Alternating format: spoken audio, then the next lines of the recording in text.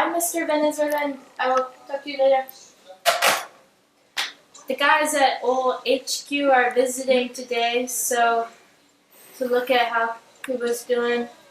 Basically, if they decide whether or not to give us some bonuses or if we're gonna to lay anybody off.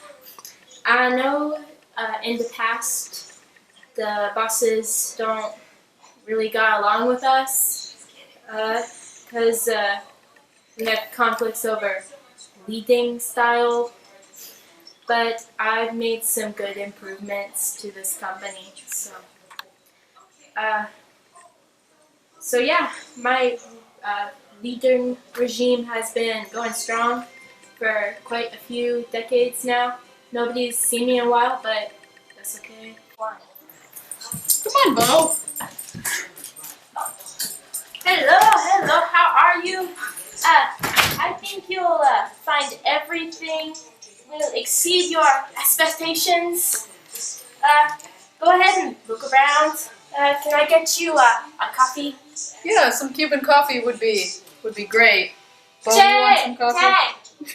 Jay, sir, get Mr. Obama some Cuban coffee. Okay. I left my associate outside. This is Mr. America. Howdy. Here's your coffee, sir. Thanks. I like Starbucks. I figured you're an Americana. Okay, have fun looking around. I'm gonna go get abdominal surgery. What do you think about him? He seems pretty okay. I don't trust this guy. What a commie. Don't you remember what he did to our branch those couple decades ago? I mean, people change. If we find a partner with them, it'll be good for our economy. Okay, but I still don't trust this goddamn commie.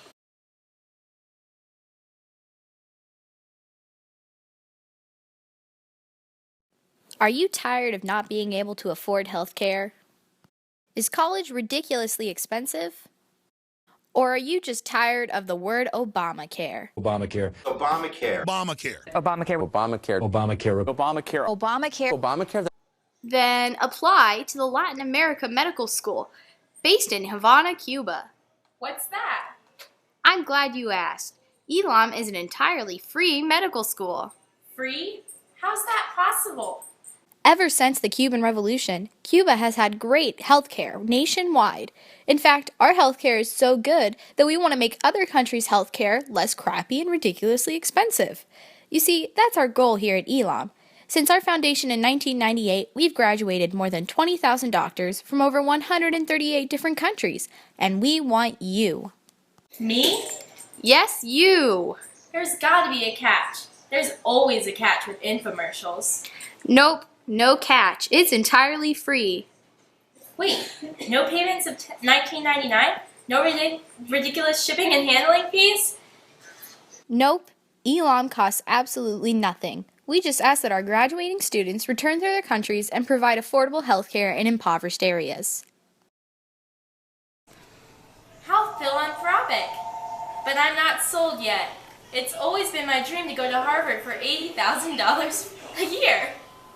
Well, then let's hear from some real people, who aren't me, about how they feel about Elam. Hello, I'm Ban Ki-moon, Secretary General of the United Nations. Elam is the world's most advanced medical school. The Cuban doctors working around the world, including those in Haiti, are always the first to arrive and the last to leave. They remain in place after the crisis. Cuba can be proud of its healthcare system, which is a model for many countries. Hi, I'm Margaret Chan, Director of the World Health Organization. Cuba is the only country that has a healthcare system closely linked to research and development. This is the way to go because human health can only improve through innovation. Hello, Ellen DeGeneres here. You may recognize me from my show, CoverGirl ads, Vitamin Water ads, American Express ads, and Olay ads. But now I'm here to sell you the best medical school. Go to Elam. Now do you want to go to Elam? Yep, I'm calling right now. Hello?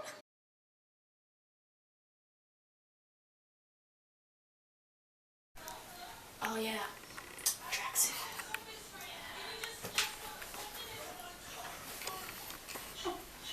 I always wanted to be a track star. What is working in Cuba like? Well, as one of the more affluent peoples of Cuba, I just am loving life. I go up to Havana and gamble daily, and I'm big on sugar investment. That's how I can afford such beautiful furs. So really, it's just fabulous. Well, maybe life is good for you, but it sucks for me. I just could ignore that. Anyways, there's a pretty big divide in wealth. It's been better since the revolution started, you know, there's less of a gap, but it's still there. At least with the free healthcare and education, things have gotten better, and I've heard that we've got less corrupt leaders than other Latin American countries, so that's pretty good, but,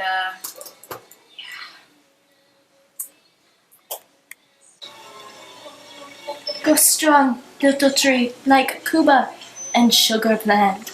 So what are you doing here? Well, I'm a political prisoner, so I was imprisoned in like 2008 for wanting to vote on certain things, and I guess the government did not like that, and here I am today. In 2010, Castro did release some political prisoners, but that was in exchange for exile for your freedom, and I was like, not having any of that, so here I am being tortured. And how are they torturing you? Well, you know, watching this video. 4, 3, 2, 1.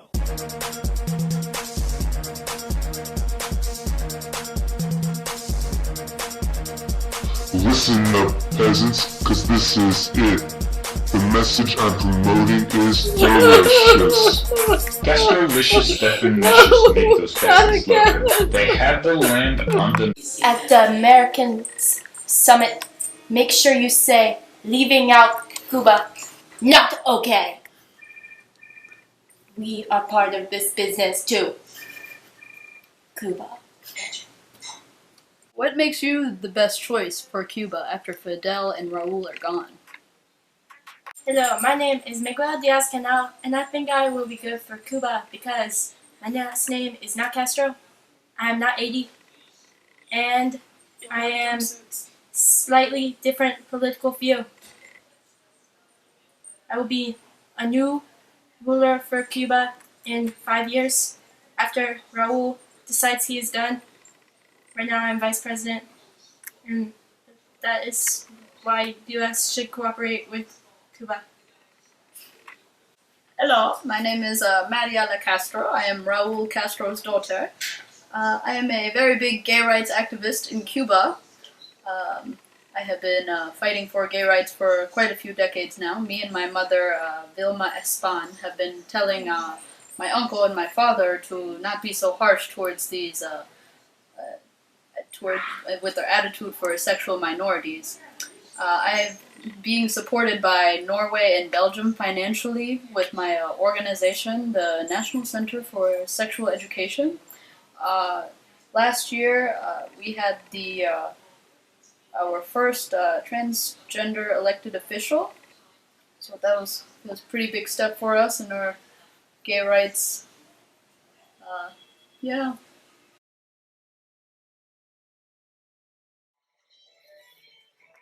Just some light reading.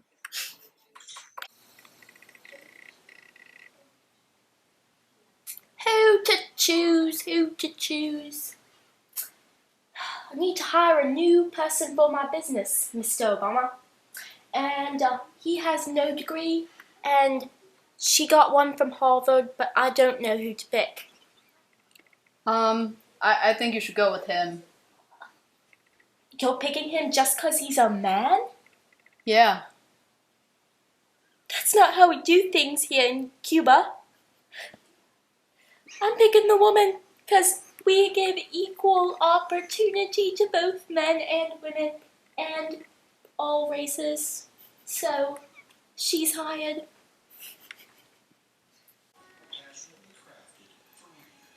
Reading English is hard for the Cubans sometimes. Especially me, Fidel. These are just some of my favorite books. This one's a good one. This one is good. It teaches me about American security so I can be bad about it. Then this one talks about my country. And this one, Problems of American Democracy, all-time favorite. So many things wrong. Always the foolish uses of money.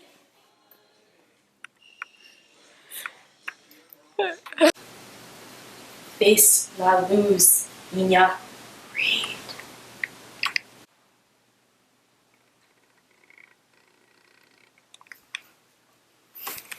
"96% of Cuba is literate. China, good friend. And Russia, when still USSR, good friend. Cuba. America! And there's another friend. Just love the globe, except for America.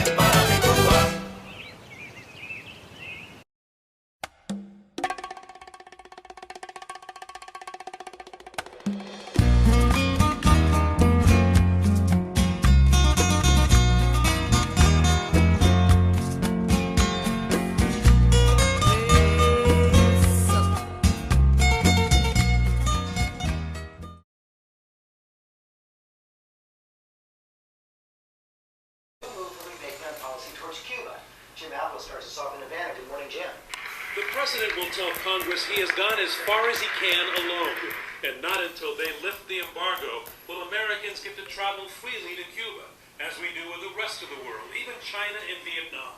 But even Obama supporters, like the congressional delegation in Cuba this week, say not to expect immediate action.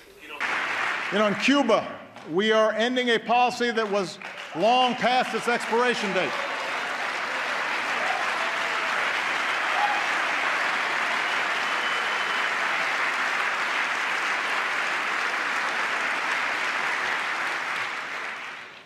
When what you're doing doesn't work for 50 years, it's time to try something new. And our shift in Cuba policy has the potential to end a legacy of mistrust in our hemisphere. It removes a phony excuse for restrictions in Cuba, stands up for democratic values, and extends the hand of friendship to the Cuban people. And this year, Congress should begin the work of ending the embargo. You know, as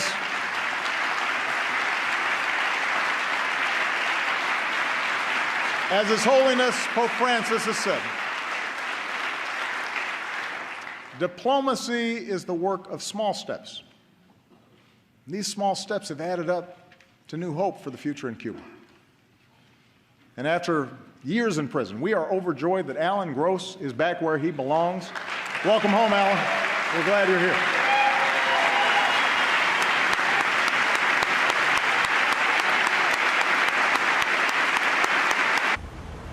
From nearly 2 decades as a political prisoner in Cuba to congressional guest, Cuban dissident Jorge Luis Garcia Perez came to Washington with this message. We feel cheated. We feel hurt, greatly betrayed by the government that should have been our primary ally. Garcia Perez and his wife were invited by Speaker of the House John Boehner to attend the State of the Union address. As her guest, Republican Representative Ileana Ros-Lehtinen had the daughter of a Cuban-American activist killed by the Cuban military. What they've told us is that they want a hard line against the dictatorship and not this gift of lifting the embargo and lifting sanctions. And after years in prison, we are overjoyed that Alan Gross is back where he belongs. Welcome home, Alan. We're glad you're here. Also sitting under the Capitol dome on Tuesday, a grateful Alan Gross, a former U.S. government contractor and guest of the White House 1 month after his release from a Cuban prison. Although the decision to renew ties between Havana and Washington was unilateral, Mr. Obama again asked Congress to end a U.S. trade embargo on the island. Our shift in Cuba policy has the potential to end a legacy of mistrust in our hemisphere. It removes a phony excuse for restrictions in Cuba, stands up for democratic values, and extends the hand of friendship to the Cuban people. But that partisan divide does not mean Congress will be at an impasse over the issue, says Latin America expert Carl Meacham. And I think that we're going to see more change than what we think. I don't know if they're going to lift the embargo, but I think that there will be change insofar as how the Congress looks at this bilateral policy. Formal talks between U.S. envoys and Cuban officials are to begin Wednesday in Havana. Victoria Mackey, VOA News, Washington. At noon Eastern Time, Senator Marco Rubio, Republican from Florida, was with me now. His parents left Cuba in the 1950s, immigrating to the U.S. as Fidel Castro began his rise to power. Senator, good morning to you, and thank you for your time. Your reaction to what we expect today at noon Eastern. Well, a couple points. First of all, obviously we're all glad that Mr. Gross is going to be back with his family. He never did anything wrong. He was not a spy. He was not a criminal. He was a hostage. And it's unfortunate that the Cuban government held him for 5 years and basically almost killed him in captivity. I'm not in favor of the process by which his release was acquired, because I think it does set a very dangerous precedent. It puts a price on every American abroad. Governments now know that if they can take an American hostage, they can get very significant concessions from the United States. But later today, the President, I believe, will announce measures that go well beyond simply the release of Mr. Gross. I think they will entail things like normalized diplomatic relations between the United States and Cuba, the opening up of more commerce and trade with a dictatorship. My interest in Cuba has always been the furthering of democracy and freedom. I think the people of Cuba have a right, if they are free, to choose any economic system they want. Nothing the President will announce today is going to further that goal. And it's ironic that a week after we imposed sanctions on human rights violators in Venezuela, we are lifting sanctions on the government that has taught the Venezuelans how to commit these human rights violations. It's absurd. And it's part of a long record of coddling dictators and tyrants that this administration has established. Well, as you know, the Cuban embargo has been in place for 50 years, since the early 1960s, and that is law in America. So legally, what could the President do now? Well, the President can increase the amount of remittances. He can increase the participation of U.S. telecommunications companies within Cuba. The problem that I have is not those measures. The problem is that in return, the Cubans have agreed to do things like release political prisoners and allow more internet access on the island. But they're creating no economic openings. There is no concessions on freedom of speech, no concessions on elections, no concessions on the freedom to have alternative political parties, no concessions on ever having elections or anything of that matter. What democratic concessions? And this notion that somehow being able to travel more to Cuba and send more money to Cuba and travel and sell more consumer products in Cuba, the idea that that is going to lead to some democratic opening is absurd. But it is par for the course with an administration that is constantly giving away unilateral concessions, whether it's Iran or in this case Cuba, in exchange for nothing. And that's what's happening here. Do you think the U.S. Congress would agree to lift the embargo? Is there movement for that? No, I know it would not. No, there is not support for that. And I think that the embargo is misunderstood. The embargo is not there to punish Cuba or even the Cuban government. The embargo serves as leverage. The law is very clear. It is written and codified. The embargo could be lifted tomorrow if Cuba opens up democratically. That's all they have to do for the embargo to be lifted, is they have to become a democracy, like virtually every other country in the hemisphere. And for us to now basically, for this administration, to basically undermine that leverage in exchange for symbolic measures, the releasing of 53 political prisoners, that's fantastic, but they never should have been imprisoned to begin. And they could be re-imprisoned next week if they re-engage in civil society and in protesting. What do you know about these 3 Cuban spies held here that apparently are headed home?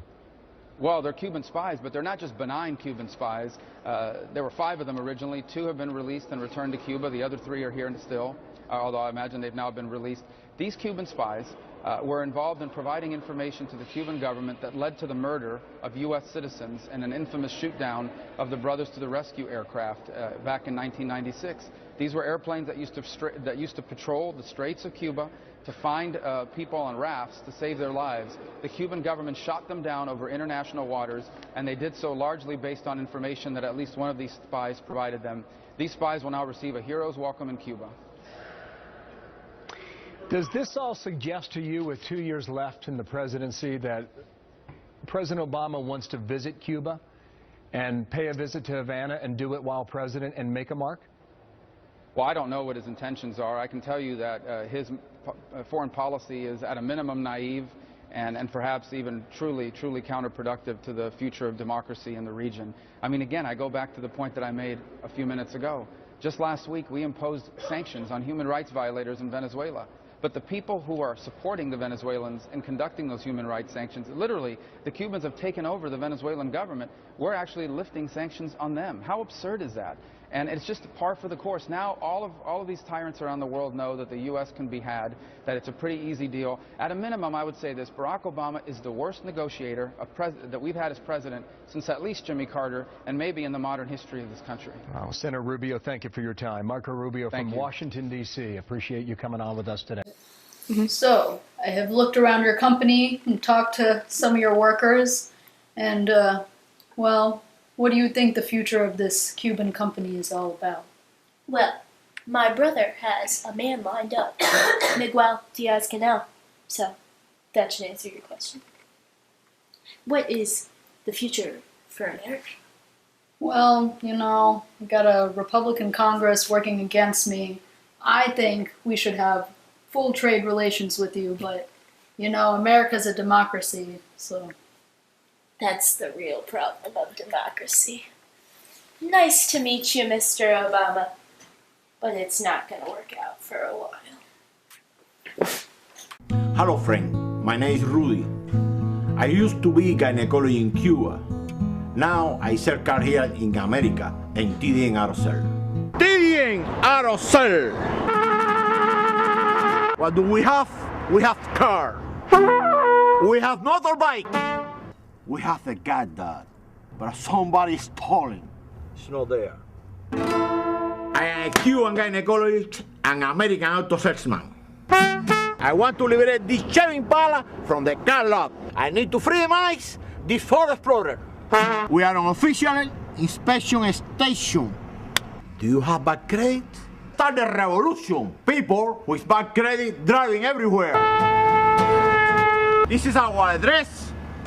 Our phone number, pre-qualified in this website.